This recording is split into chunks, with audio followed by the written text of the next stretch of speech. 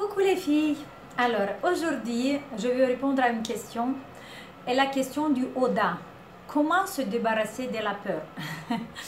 Vous savez, avoir peur c'est quelque chose d'humain, c'est quelque chose de normal.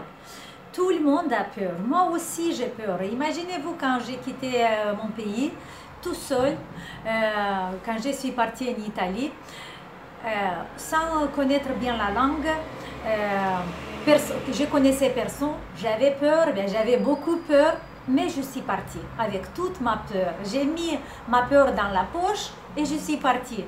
Et la personne, Oda, il parle de la peur parce qu'il n'a pas le courage de changer, parce qu'il veut changer sa vie, mais il a peur. Et pour ça, je vais vous conseiller mon livre. Pourquoi je dis mon livre? C'est pas mon livre, c'est pas moi qui l'ai écrit, mais c'est le livre que je l'ai lu dans 4 langues. Et maintenant, j'essaie de le lire dans la 5e. C'est le livre de Osho. En fait, peut-être quelqu'un de vous l'a lu et peut-être dans ce livre, vous allez découvrir des choses qui vous n'êtes pas d'accord, mais c'est un livre que vous devez le lire. Ce livre s'appelle Le Courage. J'ai lu ce livre en italien quand je suis allée en Italie. C'était le conseil de ma professeure de yoga qui m'a donné. Quand je suis venue en France, je le lis en français. Je le lis aussi en russe et en roumain.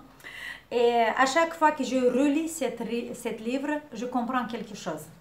Et alors pour toi, Oda, je vais te lire un petit absatz de ce livre et je te le conseille vraiment à le lire pour savoir qu'est-ce que tu vas faire avec ta peur. Et là, le chapitre c'est « Qu'est-ce que c'est le courage ?» Le courage signifie aller dans l'inconnu, un départ de toutes ses peurs, un dépit de toutes ses peurs. Le courage ne signifie pas une absence de peur. La peur disparaît quand le courage augmente. C'est l'ultime expérience du courage. L'absence de peur, c'est le parfum d'un courage qui est devenu absolu. Mais au début, il n'y a pas une grande différence entre le courage et la personne courageuse. La seule différence, c'est que le courage écoute ses peurs et les suit. Tandis que la personne courageuse les met de côté et continue.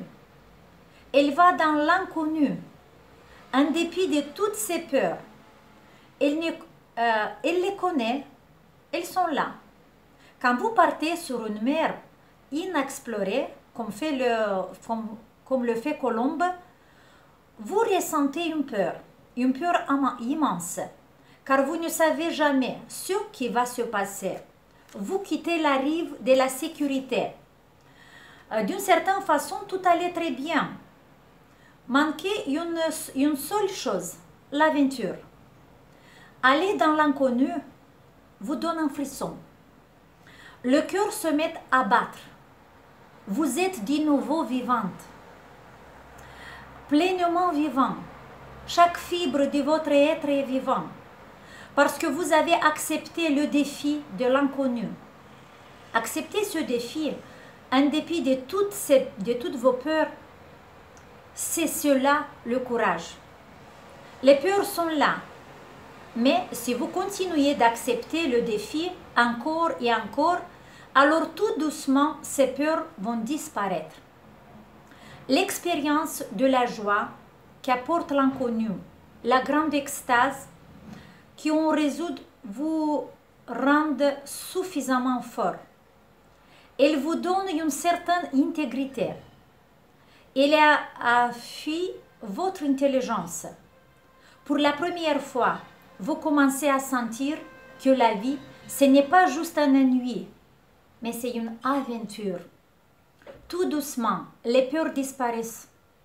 Alors vous recherchez constamment l'aventure. Fondamentalement, le courage, c'est le risque. Le connu, c'est de risquer le connu par l'inconnu. Le familier pour non familier. Le confortable pour l'inconfortable. Un pèlerinage ardu vers une destination inconnue. On ne sait jamais si l'on sera, ou non capable d'arriver. C'est un pari.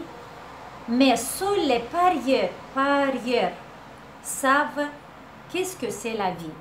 Alors les filles, je vous invite à être parieurs, si je prononce bien, les personnes qui font des paris, et d'être courageux, et de prendre les peurs dans la poche et avancer, dans les mains et avancer avec la peur. Et seulement comme ça, la vie va être intéressante. Et seulement comme ça, vous allez aimer chaque jour et chaque petit instant. Je vous donne un gros bisou et je vous conseille de lire ce livre. Ciao!